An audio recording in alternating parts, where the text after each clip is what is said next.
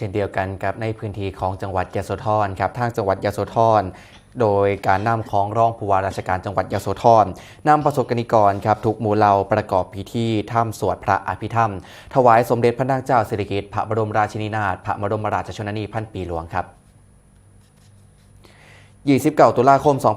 2568 ที่วัดมหาธาตุพระอารามหลวงนายขันชัยทันธิมารองผู้ว่าราชการจังหวัดยโสธรเป็นประธานในพิธีธรรมสวดพระอภิธรรมพระบรมศพสมเด็จพระนางเจ้าสิริกิติ์พระบรมราชินีนาถพระบรมราชชนนีพันปีหลวง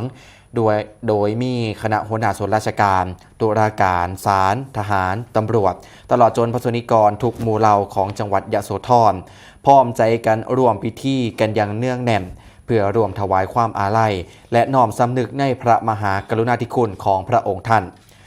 โดยพิธีการอันทรงเกียรตินี้จัดขึ้นอย่างสมพระเกียรติสูงสุดมีพระเทพวงศาจารย์เจ้าคณะจังหวัดยโสธรเจ้าอาวาสวัดมหาธาตุพระอารามหลวงเป็นประธานฝ่ายสงฆ์นำคณะสงฆ์ทรงสมณศักดิ์ร่วมสวดพระอภิธรรมเพื่ออุทิศถวายเป็นพระราชกุศลแด่สมเด็จพระนางเจ้าสิริกิติ์พระบรมราชินีนาถพระบรมราชชนนีพันปีหลวงพระผู้ทรงเป็นที่รักยิ่งของปวงชนชาวไทย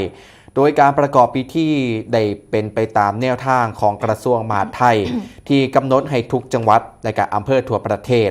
จัดกิจกรรมถวายความอาลัยอย่างพร้อมเพรียงกันเพื่อเปิดโอกาสให้ประสบนิกรทุกหมู่เหล่าได้ร่วมแสดงออกถึงความจงรักภักดีและก็น้อมรำลึกถึงพระมหากรุณาธิคุณอันหาที่สุดมิได้ที่ทรงมีต่อประเทศชาติและประชาชนมาตลอดพระชนชีพครับ